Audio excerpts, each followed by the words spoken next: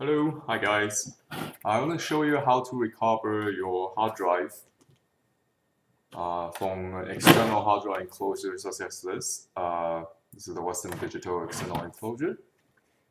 So what happened is I had two Western Digital external enclosure from way back a few years ago, and none of them was booting as I was testing 20 minutes ago. And so the solution to it, it could be either the hard drive that broke inside, which looks something like this. That's what Western Digital have inside the enclosure. So it could be the hard drive that broke, which there are ways to fix it. If you really want the data out of it, I will make another video eventually to show you how to take it apart and replace the disk and silicon disk inside, or the pin head, or the motor. But today's video is really just the external enclosure. How to retrieve the hard drive, and once you retrieve the hard drive, you can get another. This one. This is like a laptop hard drive dock. You could just plug in a SATA drive and get your data out that way. So basically, my guess is because whatever that's on the external enclosure on this, it's probably a capacitor or something broke over time due to heat, or just it was designed to break. So once you get the hard drive out, if the hard drive was not broken, hopefully you can get the data out of from an external dock system for the hard drive. These are pretty cheap. These are like $20–$30. You can get it from Amazon. Okay, so in this case, I already opened this like 20 minutes ago, 10 minutes ago. So I know this one works, the hard drive inside works, and the plug-in and the system on this external enclosure from Western Digital, basically the external hard drive enclosure doesn't work. I think that's a problem, otherwise it wouldn't boot it on its own. Wouldn't need me to somehow get the hard drive out of the way. Okay, so this video is basically showing you how to get it out, how to get the hard drive out. These are the screw that belongs in here. I didn't put it back because I figured I'm gonna take it apart anyway. So to start this, it's very simple. There's actually no glue on this model. You just need any credit card. This is a gift card, used gift card. So what you do is so you just pick up the corner, and usually in the middle is best, and just pry it up. Since there's no glue, everything is in a click mechanism. So you just need to get it to click, and do that on all four sides. Got that? So there's a click, and just be patient. If you intend to put it back, then you need to be more gentle. Without actually damaging the plastic. Like, it's not the worst thing if you damage the plastic, but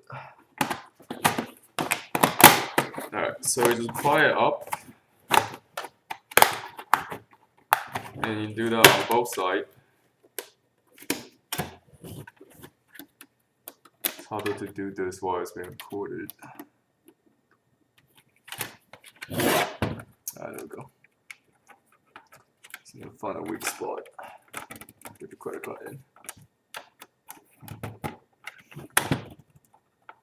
There we go. This is a good spot to start. And let's pry it up.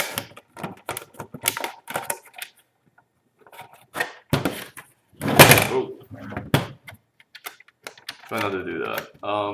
If you do this between your, like on your legs, then it will help to stabilize the hard drive so it doesn't slip over the place. Since I'm trying to record this, I can't do that. Alright, there we go. Okay, once you get the both sides open, you could just like slide this to. It's not clear over here. Alright. Then on this side is click, you see? And on the other side as well, so you want to slide your credit card through it. There we go. Universal access card. Alright, so you just open it like this way, as such. It's a sliding mechanism.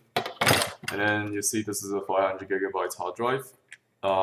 This particular Western Digital hard drive design doesn't have any screws to retain the hard drive. Some other ones do, like this one. This is the older generation that I took apart. Unfortunately, this one, the drive inside is the drive that's bad, so the data I couldn't recover. But this drive is good. Then I find out I really don't have much data I want on it, so I end up just format the drive. But at least I get a free hard drive out of it, so otherwise it would go. So basically, there was 4 legs, and it just come right out from the plastic piece. And there was one, like these screws, 1, 2, 3, 4 inside. One screw is inside the enclosure. You want to get all of them out, but leave one in, otherwise the hard drive will fall off. And you want to get this heatsink shield out of the case. So just get these 2 screws out. And then you slide it, as you can see, the hard drive, the plug-in is here, there's something in here, so you slide it upward. Okay, should I just take this? Yeah, you slide it upward and then take the whole piece off. This is it. This is the board that's in control of everything. And this is the part that's broken. I'm guessing it's probably one of the capacitors that's bad, because everything else is surface mount. Unless it's I really don't know anything else could go bad, because it did receive power and it just wouldn't receive signals. I'm guessing it's probably capacitors, as that's the only weak link I can see on the board. Everything else is surface mount, so it's hard to tell without a microscope and testing. But it doesn't really matter. This part is cheap. You don't even need it. You just need to get the external hard drive is what we want, right? So do this out. Do soldering practice with it, and then you take all the screws out. Remember I told you there was one screw that was hiding here. I don't know. Most manufacturers like to design their drive that way. They make it very hard to take apart. There's always one screw hiding.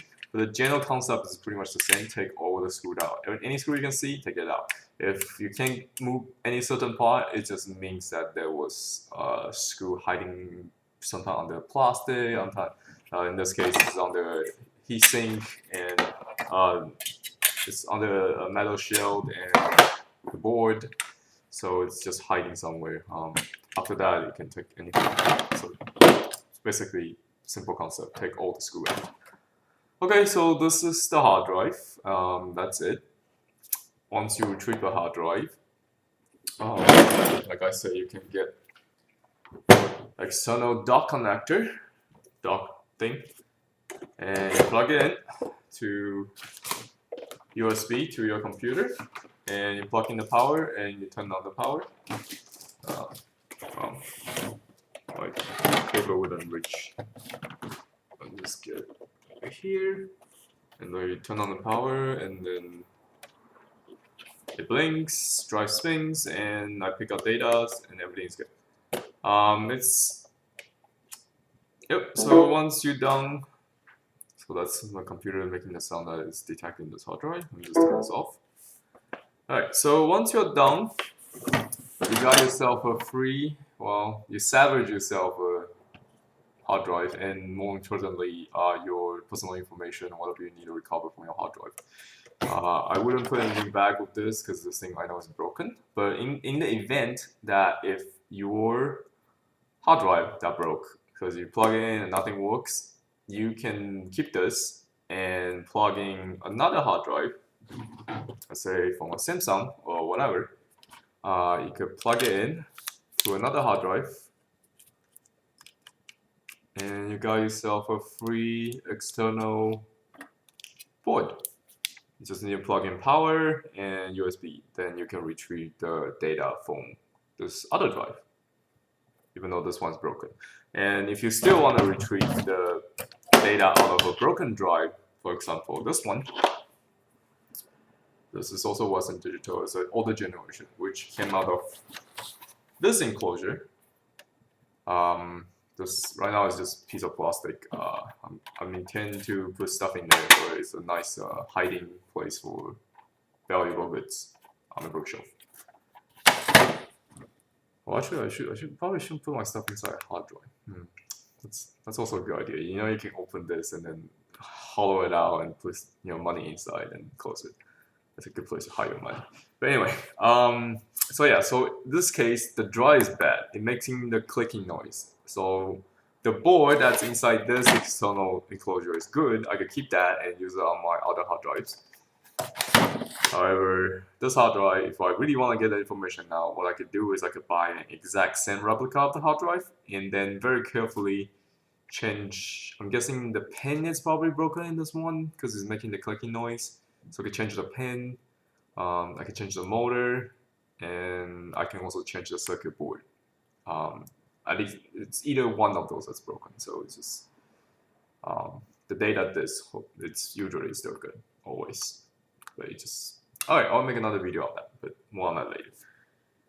Okay, thank you for watching. So this is how you salvage hard drive out of Western Digital external enclosure that goes out of service. Yeah, unfortunately this is junk now. If you want to see what's on the board, this is actually a newer design. The older design that came out of the other enclosure looks like this. As you can see, the board, I didn't even bother to take it out. It's inside here, and it looks with older parts like bigger and has older parts. It has a auxiliary board, and the older generation has a funny IDE cable for power, and it's very unusual to have a IDE power cable and SATA data connector. So this hard drive, which is the bad one, the drive is bad. It's really weird because it was designed with SATA data connector and SATA power connector. However, it has an IDE like auxiliary power connector just for this design. I guess this hard drive came out at around the same time when they was doing the switch between IDE and SATA, and Western Digital already made this board, so they figured they could just make a hard drive that can be powered by. I don't know what the story was, but that's what I'm imagining. Because I bought this like a long time ago, in probably 2005, like when SATA cable first came out. Okay, and that's it. I got my hard drive. I'm happy. I have an extra 500 gigabytes hard drive and got some of the file I want from it. Not a lot. I think most of the file I want is inside here, not this hard drive, since I have two external hard drives, and I have some information I want to get out of it, but I can't. It's inside here now, and I need to magically recover the data from this. Okay. Thank you for watching. Have a nice day. Bye.